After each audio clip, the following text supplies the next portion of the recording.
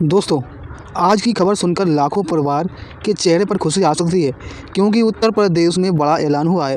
मुख्यमंत्री ने विधान परिषद में साफ कहा है कि 1,56,000 शिक्षा मित्र और अनुदेशकों की सैलरी बढ़ाई जाएगी। इसके साथ ही आंगनबाड़ी और आशा वर्कर्स के मानदेय में भी बढ़ोतरी होगी। सोचिए, अगर आप हर महीने 2,000 रुपया भी बढ़ते हैं तो साल भर में 24,000 रुपये का सीधा फ़ायदा होगा। यानी घर का राशन, बच्चों की फीस, दवाई का खर्चा अब थोड़ा आसान हो सकता है। सिर्फ इतना ही नहीं, 5 लाख रुपये तक का कैशलेस स्वास्थ्य सुविधा भी एक। तो सबसे पहले हम बात करते हैं शिक्षा मित्र की, ठीक है।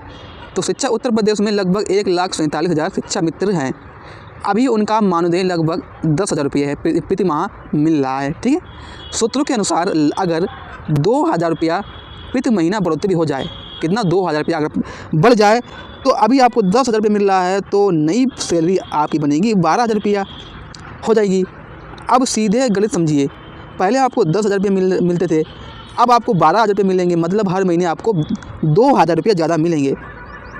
अब साल का हिसाब लगाते हैं, यानी 2,000 का गुणा करेंगे 12 महीने में, क्योंकि आपका जो भी 2,000 रुपये बढ़ा है, तो मैं 12 महीने में गुणा करूँगा तो ये आपका आया है 24,000 रुपये, ठीक है। तो आपको 12 महीने में 24,000 रुपये का फ़ायदा हो सकता है, अगर आपका सिर्फ 2,000 रुपया बढ़ता है तो, ठीक है। यहाँ से बात समझ लिया आपने।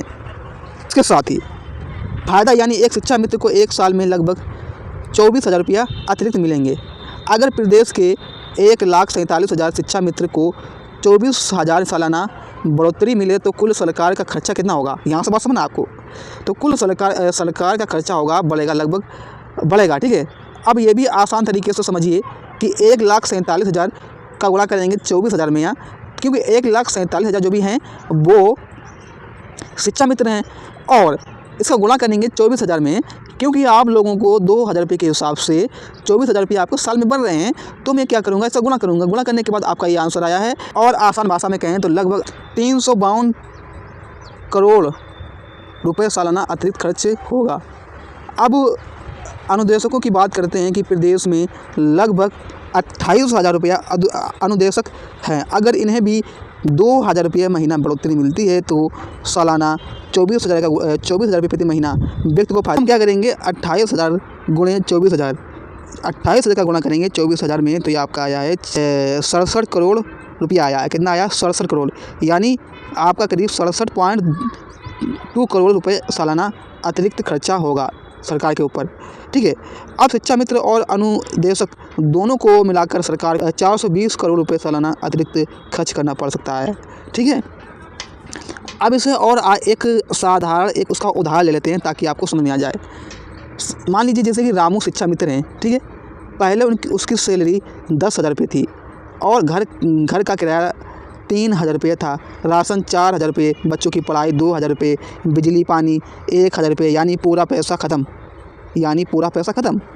अब अगर उसे 2,000 रुपये ज़्यादा मिलते हैं तो वह या तो बच्चों की कोचिंग दिला सकता है, या फिर थोड़ा पैसा बचा सकता है। यही है असली फ़र्क, ठीक है। तो ये तो हो गया है उन लोगों के लिए, शिक्षा मित्रों के लिए। अब हम बात कर लेते हैं जो आशा कार्यकर्ता हैं, ठीक है। आशा कार्यकर्ता की बात करें तो इसमें उत्तर प्रदेश में लगभग 1,70,000 आशा वर्कर्स हैं, ठीक है। उन्हें 2,500 रुपया से लेकर 3,500 रुपये तक प्रोत्साहन राशि मिलती है। मान लीजिए औसतन आप लोगों को 3,000 रुपये मिलते हैं, अगर इसमें 1,000 रुपये की बढ़ोतरी होती है तो नई राशि आपकी 4,000 रुपये हो जाएगी, ठीक है। 1,70,000 आशा वर्कर्स हैं, उन्हें 3,500 रुपये तक प्रोत्साहन राशि मिलती है।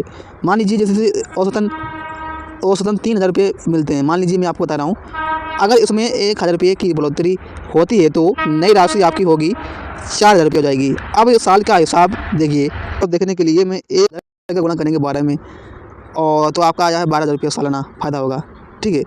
मतलब मैंने 1,000 का गुणा किया है 12 में, क्योंकि आप लोगों को 1,000 रुपया बढ़ा है, तो 12 महीने में आप लोगों का 12,000 रुपया मिलेगा।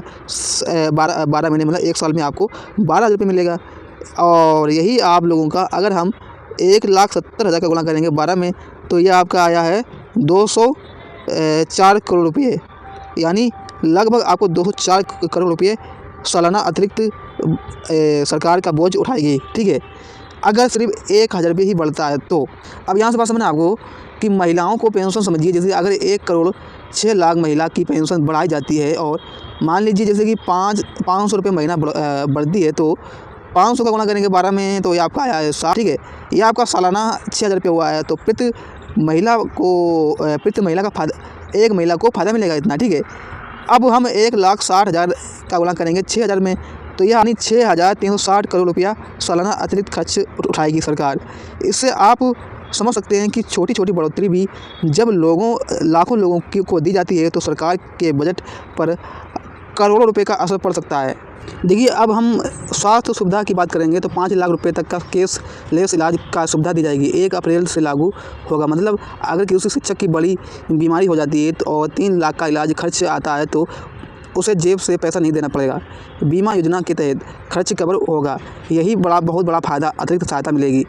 अब इसे और आसान भाषा में समझिए। मान लीजिए जैसे किसी परिवार की मासिक आय 12,000 रुपये है और अचानक से 2 लाख रुपये का इलाज खर्चा आ जाता है, तो ऐसे में वह कर्ज में डूब जाएगा। लेकिन अगर सरकार 5 लाख रुपये तक का इलाज मुफ्त दे रही है तो परिवार बच जाएगा। यही कारण है कि असली ताकत होती है। ठीक, अब हम बात कर लेते हैं आंगनबाड़ी। सामान्य तौर पर आंगनबाड़ी कार्यकर्ताओं को लगभग 8,000 रुपये प्रति महीना मिलता है। इसमें से केंद्र सरकार और राज्य सरकार दोनों का हिस्सा शामिल होता है। आंगनबाड़ी सहायिका को लगभग 4,000 रुपये प्रति महीना मिलते हैं। अब इसे बिल्कुल आसान और तरीके से समझ लेते हैं। ठीक है, मान लीजिए जैसे कि गांव में सीता देवी हैं और वो आंगनबाड़ी कार्यकर्ता हैं, उन्हें हर महीने 8,000 रुपये मिलते हैं। अब महीने का खर्च जोड़ कर देखें, जैसे राशन पर 4,000 रुपया खर्च हो जाता है, बिजली पानी पर भी 1,000 रुपया चला जाता है, बच्चों की पढ़ाई और कापी किताबें पर भी 1,500 रुपये खर्च होता है। ठीक है, और दवाई आना जाना मिलाकर 1,000 रुपये और खर्च हो जाता है। अब कुल खर्चा हुआ है आपका 7,500 रुपये, यानी 8,000 रुपये में से सिर्फ आपको 500 रुपया बच रहे हैं। 500 रुपये जो बच रहे हैं वो महीने में बचत का है। मतलब साल में आपका 6,000 रुपया बच रहा है। अब सोचिए, अगर अचानक घर में कोई बीमार आ जाए या बच्चों की फीस बढ़ जाए तो ये 500 रुपये कुछ भी नहीं होते हैं। अब मान लीजिए जैसे सरकार 2,000 रुपये का बढ़ोतरी कर देती है, तब नई सैलरी आपकी हो जाएगी 10,000 रुपये प्रति महीना। ठीक, अब उसी खर्च को जोड़कर देखें, राशन 4,000 रुपये, बिजली पानी बिल 1,000 रुपये, पढ़ाई दवाई 1,500 रुपये, कुल मिलाकर आपका पैसा बन रहा है ये 7,500 रुपये, यानी खर्च हो रहा है। अब इसमें 10,000 में से 7,500 रुपये घटा देते हैं तो ये आपका आया 2,500 रुपये बचेंगे। पहले बचत में आपको 500 रुपये थी, अब बचत में 2,500 रुपये हो गई है, यानी हर महीने 2,000 रुपया ज़्यादा हाथ में आ रहे हैं। अब साल का हिसाब करते हैं, जैसे 2,000 रुपया का गुणा करेंगे 12 महीने में, 2,000 का गुणा करेंगे 12 महीने में तो ये आपका आया 24,000 रुपया सालाना। मतलब साल के 24,000 रुपये हुए का फ़ायदा हुआ है। ठीक है, आपको साल में 24,000 रुपये का फ़ायदा हुआ है। अब इसे और आसान भाषा में समझिए, अगर हर महीने 2,000 रुपये अलग रख दिए जाएँ, ठीक है, आप अगर हर महीने 2,000 रुपये अलग रख दें तो 5 महीने में आपका 10,000 रुपये हो जाएगा और 10 महीने में आपका 24,000 रुपये हो जाएगा। पूरा साल ख़त्म होते ही आपका 24,000 रुपये जमा हो जाएगा। 24,000 रुपये। अब जैसे कि मान लीजिए उत्तर प्रदेश में लगभग 1,89,000 आंगनबाड़ी कार्यकर्ता हैं। अगर महीना में 2,000 रुपये बढ़ाया जाए तो साल में आपका 24,000 रुपया हुआ है। मतलब 24,000 रुपये प्रति व्यक्ति को मिलेगा। मतलब एक व्यक्ति को 24,000 रुपये मिलेगा।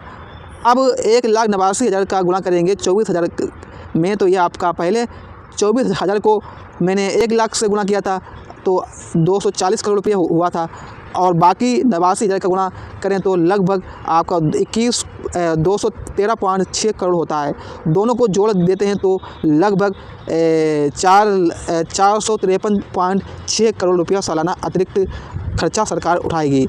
मतलब सरकार के ऊपर ये खर्चा उठाना पड़ेगा, यानी सरकार को लगभग 450 करोड़ रुपए हर साल ज़्यादा देने होंगे। अब इस सहायिका को भी उदाहरण समझिए। जैसे मान लीजिए जैसे कि सहायिका को अभी 4,000 रुपये मिलते हैं, ठीक है, कितना, तो उसमें से 1,000 रुपये की बढ़ोतरी हो जाए तो नई सैलरी आपकी बनेगी 5,000 रुपये हो जाएगी।